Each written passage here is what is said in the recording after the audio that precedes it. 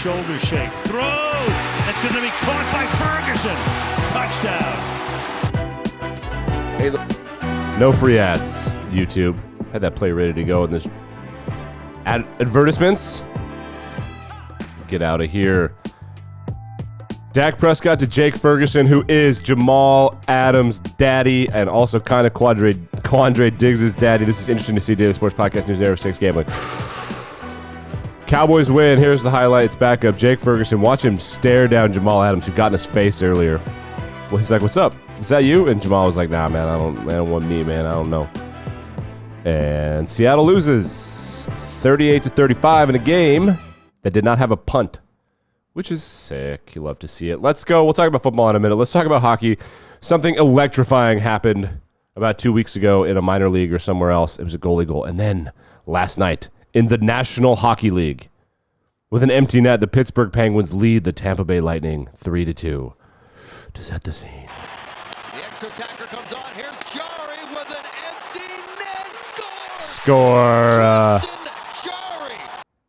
Is that audio seriously that bad? Let's refresh the page. Because I don't remember it being that bad. It could be. Let's find out. Here we go. Yeah, just horrible audio from Spittin' Chicklets who covered it. But goalie goal for Christian Jarry. Penguins, I assume, held on to win. I don't know. But let's get back to football. That's just so cool when goalies score goals. That never happens. Okay. No punts last night. No punts. Awesome football. Ton of highlights. DK Metcalf went off. Geno Smith looked great. Had one bad interception. Was kind of dumb. Dude ran the wrong route. Big drops from key players in big moments. There was a cool interception by Deron Bland, which was important because he got destroyed by DK Metcalf and Jackson Smith and Jigba. It was a great game. Electrifying game. Everyone had fun. Seattle covers. Check. Geno overpassing. Check. Geno did not hit his rushing. He got 5, not 10 yards. Ah, damn. Let's go through some stories. Yesterday, huge day right after we got done with the program. The Buffalo Bills defensive end Von Miller had a warrant issued for his arrest for a domestic violence situation involving a pregnant woman, presumably carrying his child, where there was a physical altercation. The woman filed charges, filed the report, something in Dallas. So Miller turned himself in, was booked, got out on bail, and then at the end of the day yesterday, 2 days later, quote, right here, she's claiming nothing happened. So what happened here is that I think allegedly she alleged a crime. Then he got arrested. Then he's like, how about like $500,000 or like $1 million? And she's like, sure. And now she's like, nothing happened. So anytime something like this happens, usually in America, it's a crime against the state. So it's not like you press charges. The government presses charges when you commit a crime. As a result of that, the state of Texas could be in a situation where she's a witness for Von Miller that nothing happened. This happens kind of all the time. Like, how much will it cost to make this go away? And it happened quick. Details of the case aren't great, but, domestic assault situations are tough to deal with. So Von Miller looking like a tough situation for him. Sports Illustrated getting roasted. Deion Sanders been named the Sports Person of the Year. Remember, Sports Illustrated got caught using AI bots to write stories, so I bet they just like, who is the most Googled guy this year? Deion Sanders saw this great take. Remember Erin Matson when she was hired by North Carolina to be the head coach of field hockey? I will say, I wonder if there have been people that grinding that maybe should have got a look at that job, and it's kind of weird. But because it's not like she's the head coach of, like, no disrespect, like St. Louis University. She's head coach of North Carolina. So, I don't know. Maybe someone else should have got a look for that job. Didn't seem like a very fair hiring situation. But it is sick nonetheless. Sports Person of the Year for her would have been cool. Sports Illustrated getting roasted for naming Deion Sports Person of the Year, and rightfully so. Still got a little congestion. Everyone's trying to kick this. Last night during the game, Thursday Night Football on Amazon Prime promoted next week's game, which is the Steelers and the Patriots. But in the graphic, they have T.J. Watt, who Mike Tomlin called the best defensive player on the planet. And on the Patriots graphic, they suck ass so bad that they just have Bill Belichick on the graphic. Bill Belichick. 2-9 against 7-4. The Patriots are tanking. which is going to be so annoying, just like the Spurs in basketball with Victor Wembanyama after having Tim Duncan for like 2 decades. These guys are going to get Caleb Williams and Drake May. Get out of here. Should have. They didn't understand the assignment. The Giants didn't understand the assignment. Need to lose that game, and they won it. So now not only are they 1 game up, but they lost the tiebreaker. Okay, Football Friday. Let's get to it. College football tonight. Pac-12 championship. Oregon 9.5-point favorites. I like them to cover just because Vegas knows something and I don't. Game is at Allegiant Stadium in Las Vegas, which is interesting because UNLV is hosting the Mountain West Conference Championship the next day in Vegas. I don't think they play at Allegiant Stadium. Maybe they do. I think maybe they do. I actually don't know, but that's cool for UNLV. What a cool story that is. That game will be on Fox. College football goes like this.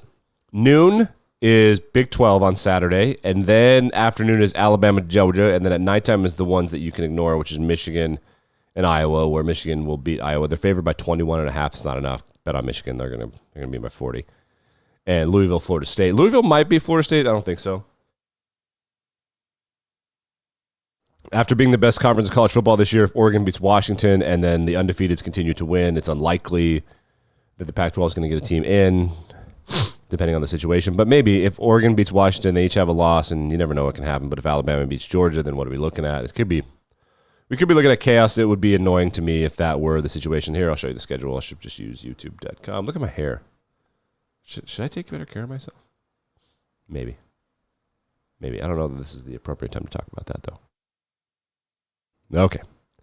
Let's get to Football Friday. Do I have bets for you? Sure do. I sure do. Starting with the National Football League Game of the Year, the Philadelphia Eagles are 2.5-point underdogs at home against the San Francisco 49ers. That is banana land. I like the Eagles to cover for a couple of reasons. One, home underdogs. I got home underdogs all over the place this week. Broncos, Packers, Eagles.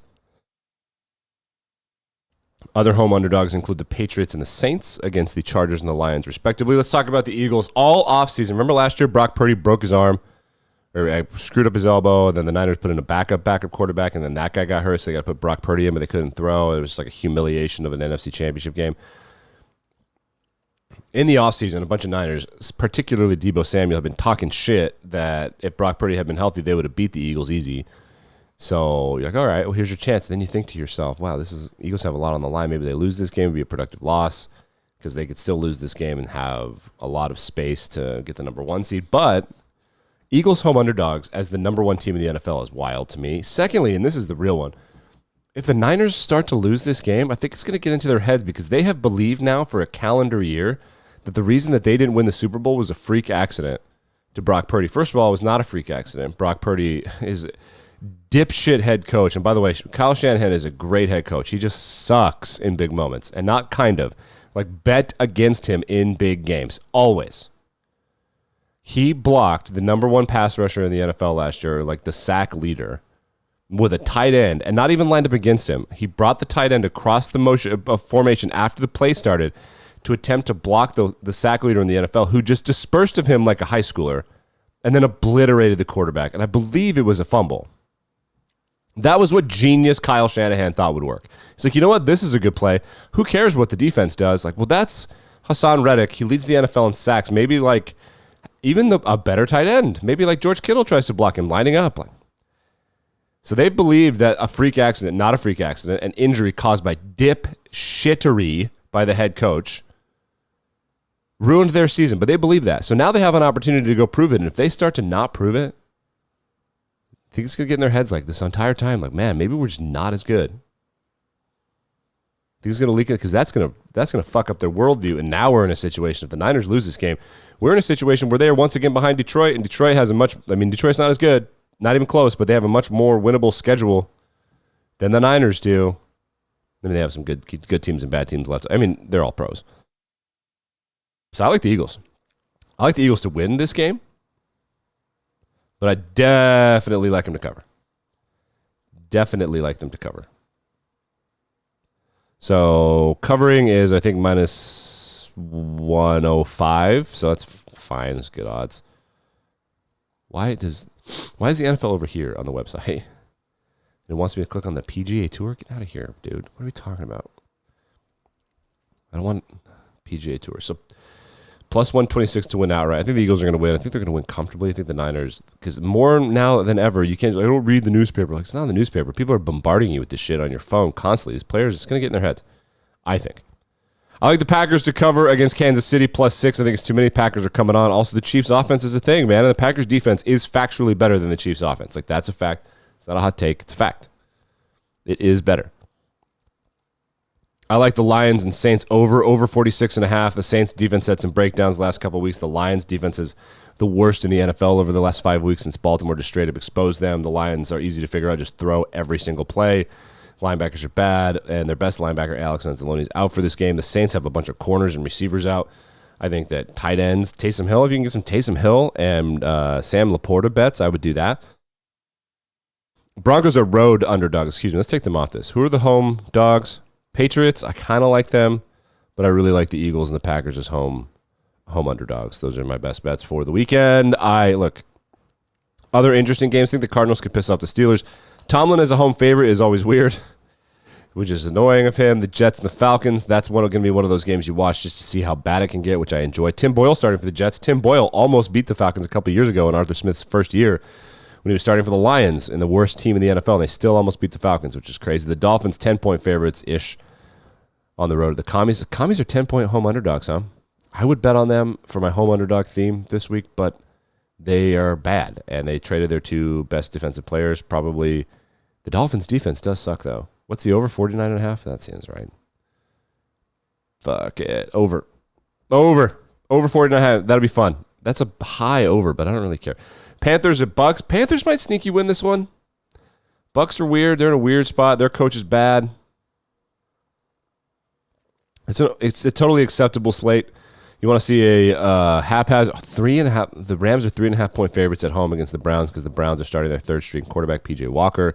Kind of like this slate. Then so the Sunday night game is Kansas City and Green Bay. The Monday night game is Cincinnati and Jacksonville a month ago. This game would have been sick. Joe Burrow out for the year. Of course. And that's your look at Football Friday. Amon-Ra St. Brown fined $5,000 for blocking. Kind of led with his head, but his opponent saw him. He said that's about 5% of my salary because he's a 4th-round draft pick, which is bananas too. Like, it's a lot. The Bills came out and said that Sean McDermott will not be fired. We'll see. There's a report leaked out from the Chargers that, barring a miracle, Brandon Staley will certainly be fired. Been saying it for a month. Don't hire defensive head coaches. Not in college, not in pros, never. Don't do it, ever. Because then they think, defensive, we're big in the trenches. Nope. Score points. Run the football, score points. Okay. I guess I'll see you Monday. Bye-bye.